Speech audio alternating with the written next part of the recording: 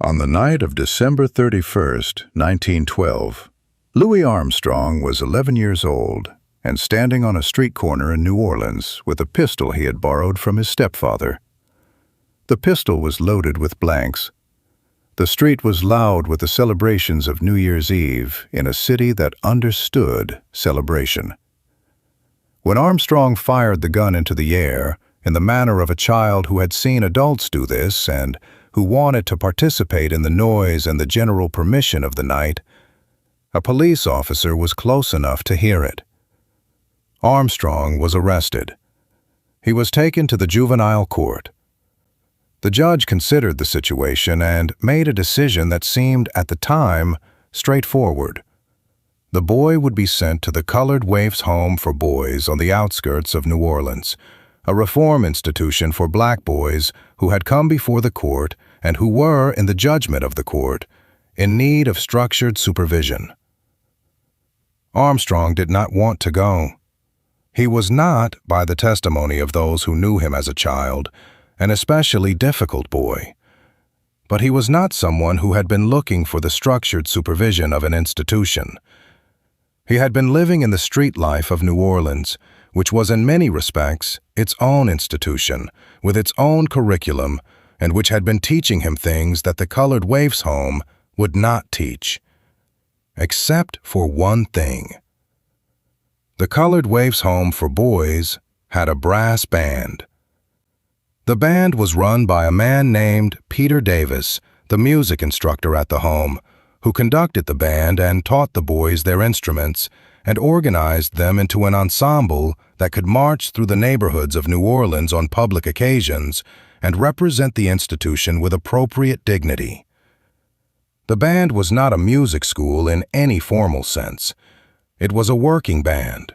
It performed.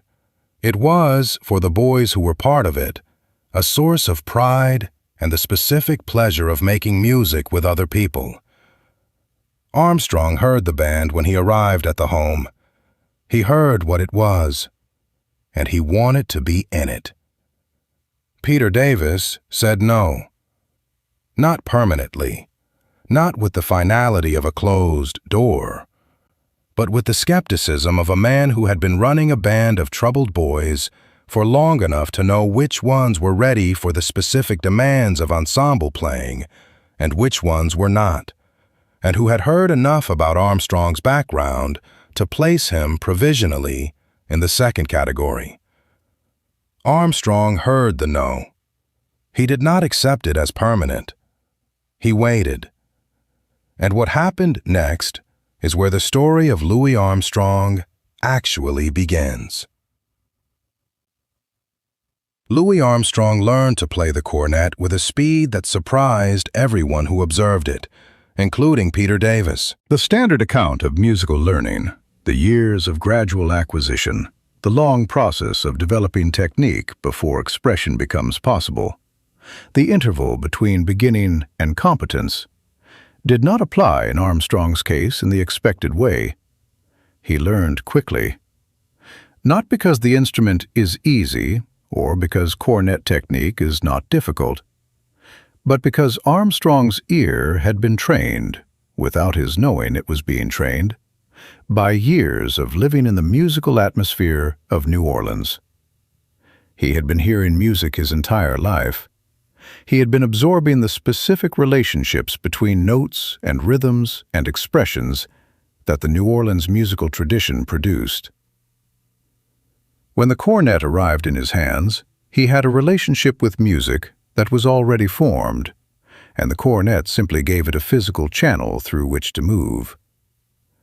Within months, Armstrong was the lead cornetist in the Colored Waifs Home Band. Within a year, he was leading the band, marching at the front of the ensemble through the neighborhoods of New Orleans on the public occasions when the home's band was invited to perform. The small figure at the front with the instrument, the sound he was producing organizing the musicians behind him. There is a specific image from this period that those who described it later used consistently. Armstrong marching through the neighborhoods of New Orleans with the band, through the streets he had grown up on and that had grown up on him playing the instrument he had been given months before, as if he had always been playing it. The people on those streets heard him. The people who knew his family heard him.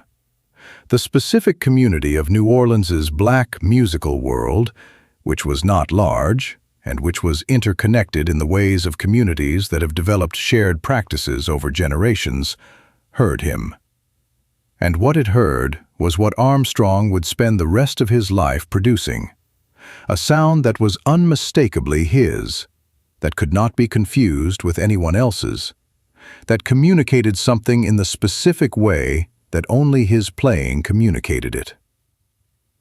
Peter Davis heard him too. What Davis made of the trajectory from the boy who arrived at the waif's home to the boy who was now leading its band through the streets of New Orleans, what he understood about what had happened between the decision to hand over the cornet and the result standing in front of him now, is something that Davis described in various accounts over the years with the characteristic understatement of a man who had been involved in something significant and who was not sure how to account for his own role in it. He had said no. Then he had said yes. The difference between those two answers, in retrospect, is difficult to fully comprehend. But at the time it was a decision made by a music teacher about a student. Nothing more mysterious than that, and nothing less.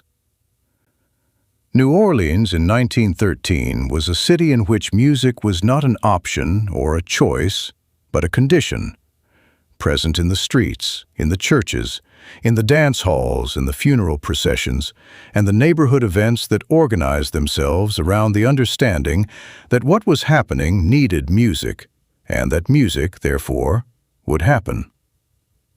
Armstrong had been growing up in this condition since birth. He had grown up in the back-of-town neighborhood, not the elegant New Orleans of the Garden District or the French Quarter, but the New Orleans of poverty and noise, and the specific vitality of a community that had developed over generations of difficulty an extraordinarily rich musical culture as both entertainment and survival. The music was everywhere. The people who made it were his neighbors, his relatives, the men and women whose lives overlapped with his in the way of a neighborhood that has not yet been atomized into privacy. Peter Davis had been teaching music at the colored waif's home long enough to have developed a specific instinct about which boys would give the band what it needed and which ones would give it problems.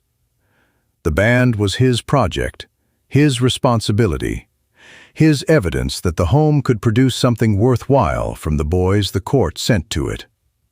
He did not want boys who would disrupt the discipline that ensemble playing required, who would bring the street life of New Orleans into an institution that was specifically trying to provide an alternative to it. Armstrong's reputation had preceded him. Not as a criminal, the New Year's Eve incident was minor, a boy with a blank-loaded gun on a holiday night, but as someone who came from a part of New Orleans associated, in the minds of the home's instructors, with a certain quality of difficulty. Davis looked at Armstrong and saw a risk. He declined to take it. What changed Davis's mind is not fully documented.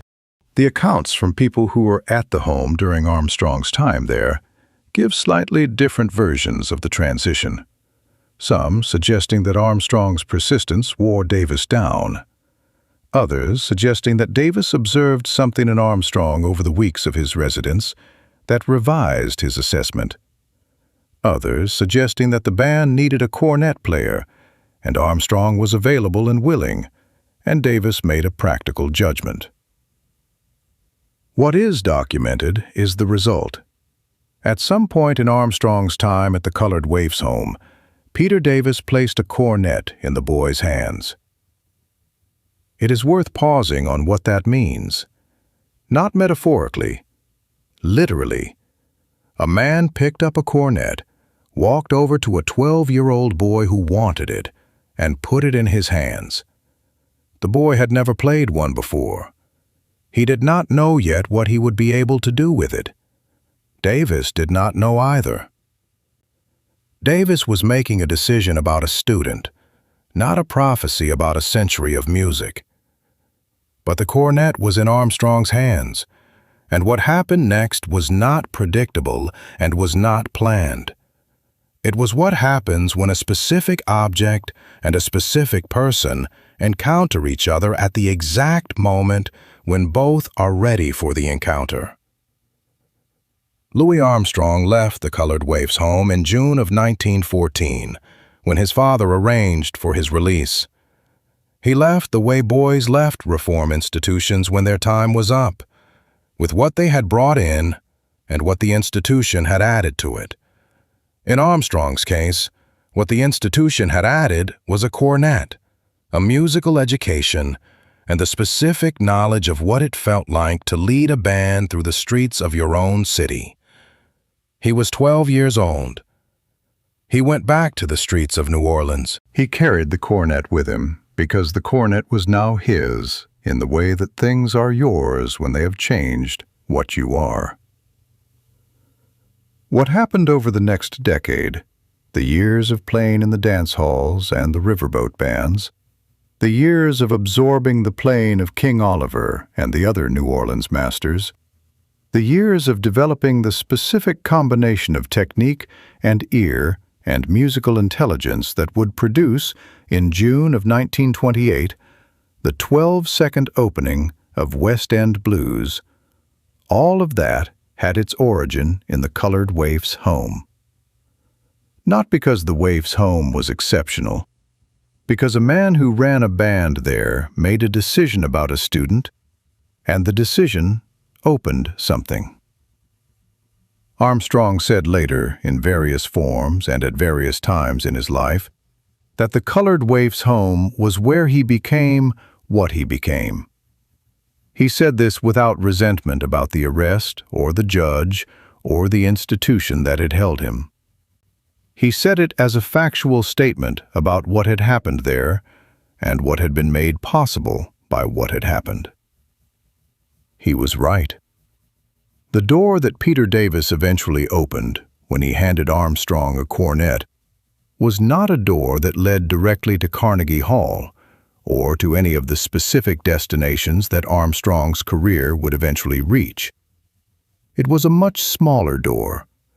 The door from a boy who had been living in the music of New Orleans without an instrument to a boy who had an instrument and knew what to do with it.